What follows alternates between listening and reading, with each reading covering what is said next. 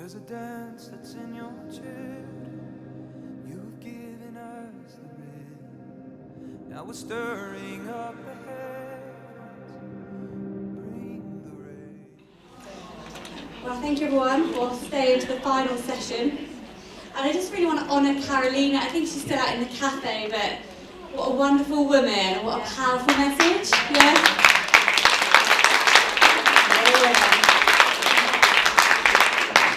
And also, I just want to say thank you to the worship band and Mike and Luke back there. We see you and we honour everything that you've been doing throughout the day.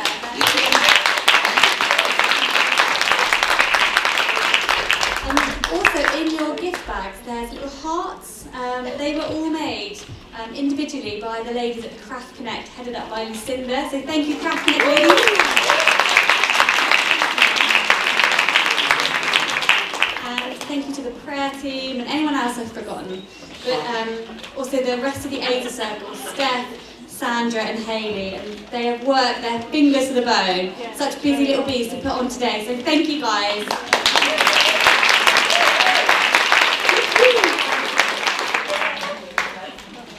So I've called this message, Release Your Raw.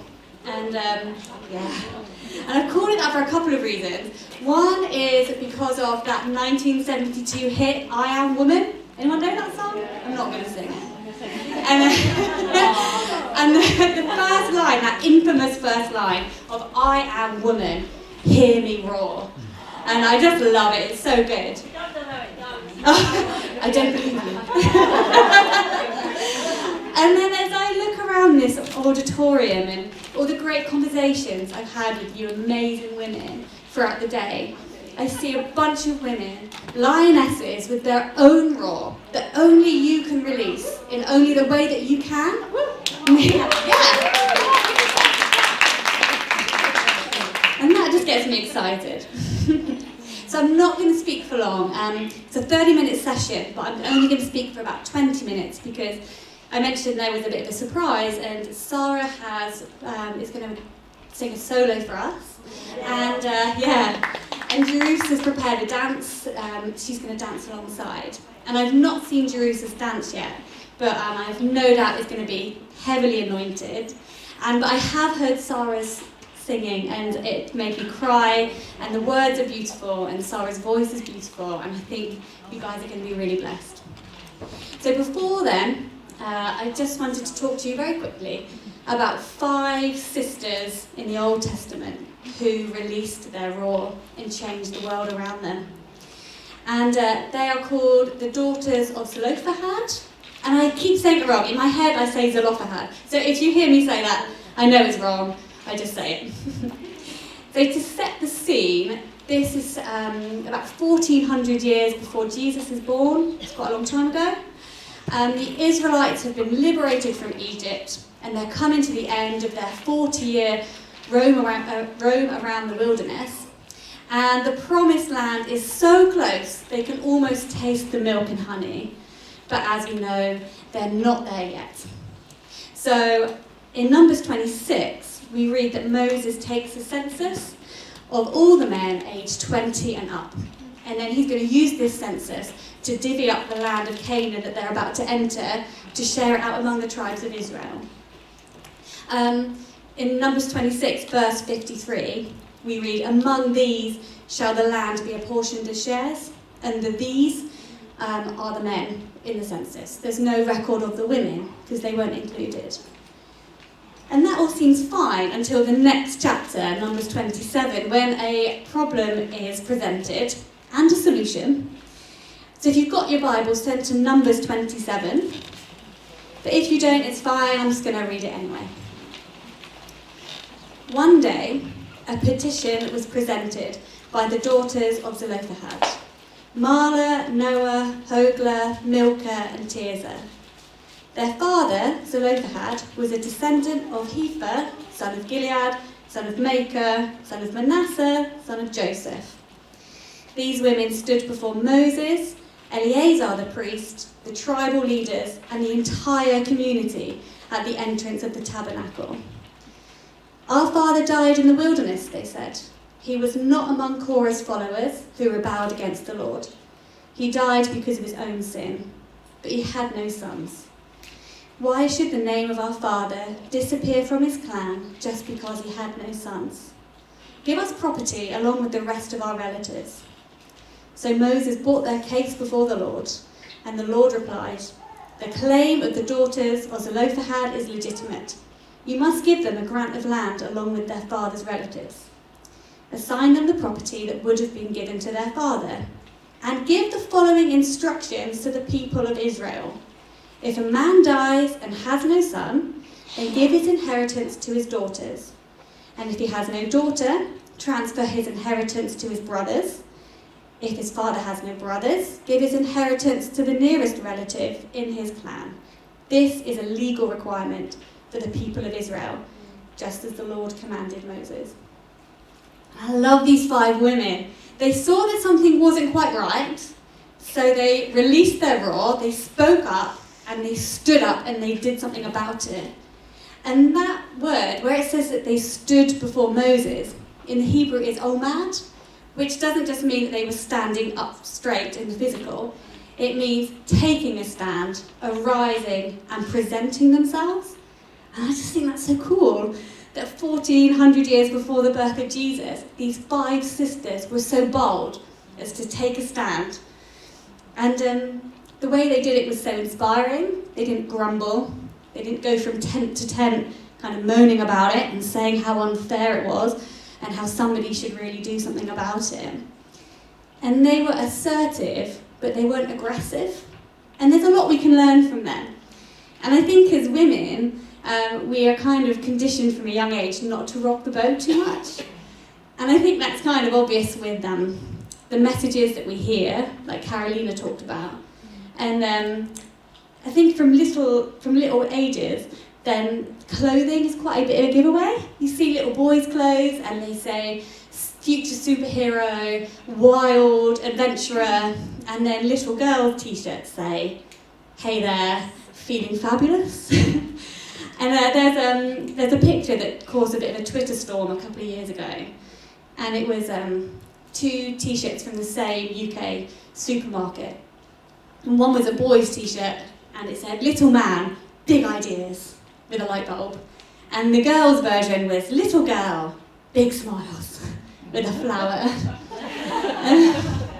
And as a one-off, I'm all for little girls having big smiles. Yes, the joy of the Lord is our strength. But I want little boys to have big smiles too. And I'm all for little boys growing up to be grown men with big ideas, God ideas, more of that. But also big God ideas for our daughters too. Yeah? So as a one-off, this t-shirt's not too bad. But if you look around any clothing store, it's just endemic everywhere you look. There it is, that message. And this kind of shush now, the men are talking, kind of culture that we see in the world so much, is nothing like the man that we see in Jesus. That's not how he treated women at all. He always encouraged women to speak, to know who they are. And he honoured women, encouraged women. He broke social boundaries to speak with women. And not just any old women, like controversial women. The Samaritan woman, who's not just a woman, not just a Samaritan. She's either been widowed or divorced, because she couldn't divorce, widowed or divorced, 5 times. The adulterous woman dragged fresh from the bed of adultery, her, and he told her to go on her way. And the woman with the flow of blood, ceremonially unclean, shouldn't have been out mingling around. And not only did she have the audacity to be out mingling around, she touched a man. And did Jesus brush her hand off? No, he called her daughter. He told her that her faith had made her well. And then he stayed and chatted with her until we got some news that meant he had to carry on with his journey to the address where he was going. And there's a wonderful writer and apologist from the last century called Dorothy Sayers. I don't know if anyone's heard of her. Yeah, she used to write crime fiction novels under a pseudonym of a man. And then when people found out that she was actually a woman, suddenly they didn't like the books anymore. But she wrote this quote, and she said, "Perhaps it's no wonder that the women were the first at the cradle and the last at the cross. They had never known a man like this man. There has never been such another. A prophet and a teacher who never nagged at them, never flattered or coaxed or patronised, who never made ark jokes about them, never treated them either as the women, God help us, or the ladies, God bless them, who rebuked without querulousness and praised without condescension, who took their questions and their arguments seriously, who never mapped out their sphere for them, never urged them to be feminine or jeered at them for being female. He had no axe to grind, no uneasy male dignity to defend. He took them as he found them and was completely unself-conscious. I love that. How true is that? And I said it before at the Ezer gatherings in there, but I am so blessed, and I don't take it for granted, to be in this environment, in this church family, where women are honoured as equally as the men. And I love that, and I pray that out for my sisters across this county, this country, and this globe, that women will always have a voice, and that they will rise up to be the women that they're meant to be. Yeah.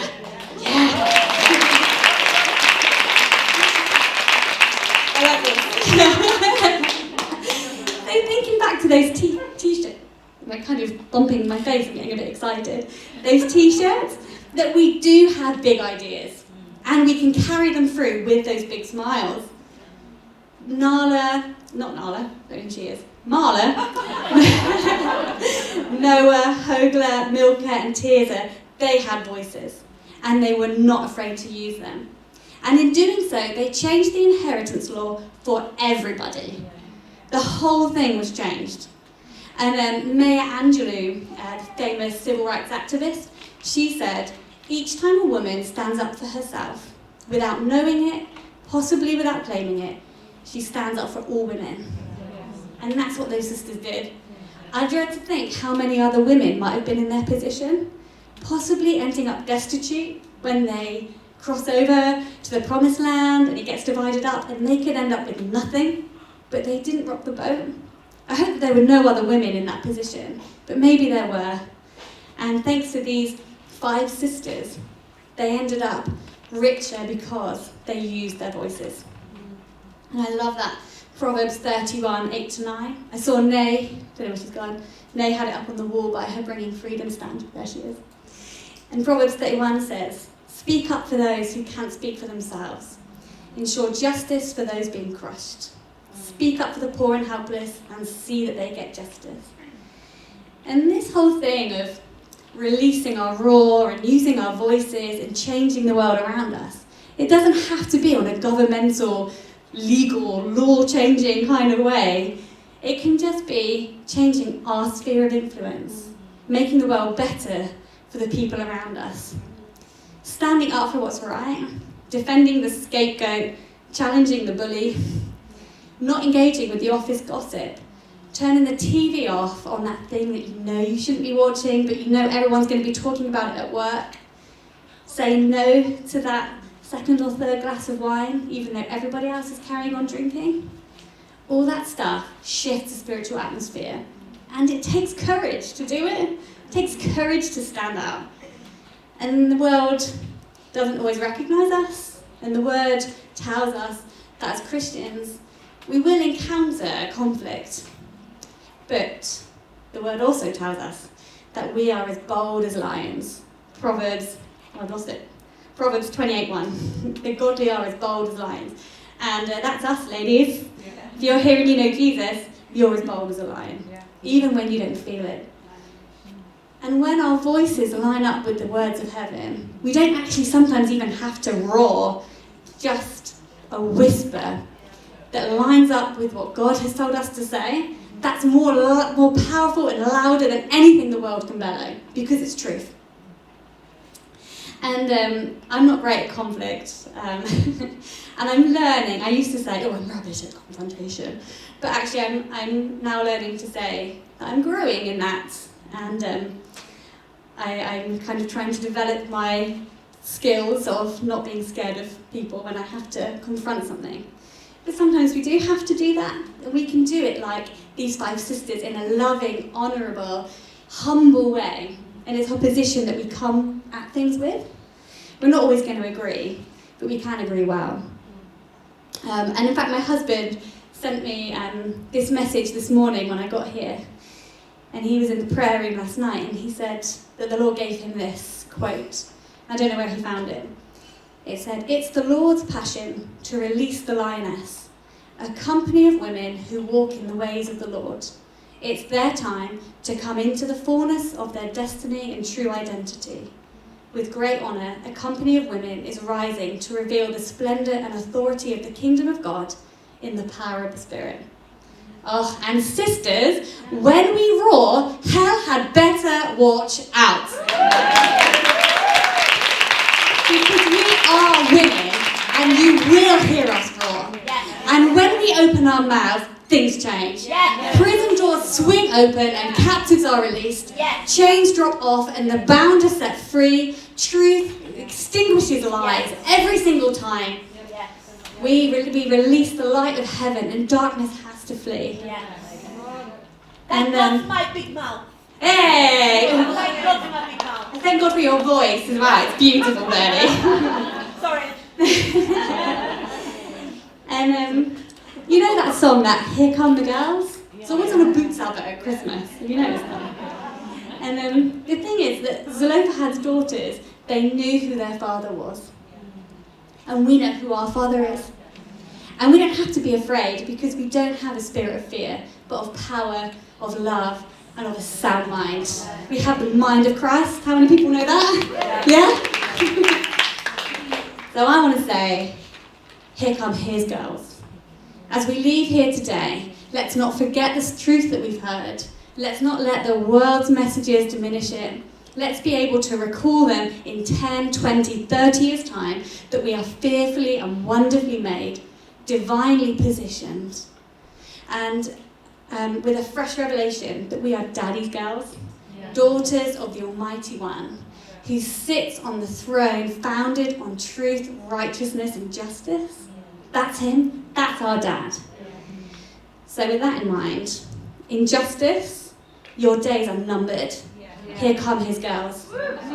In security, your days are numbered. Here come his girls. Slavery, poverty, homelessness, your days are numbered. Here come his girls. And shame, lies, addiction, fear, abuse, sexism, racism, misogyny, greed, pornography, lust and vanity and anything that hell can throw at us, your days are numbered. Here come his girls.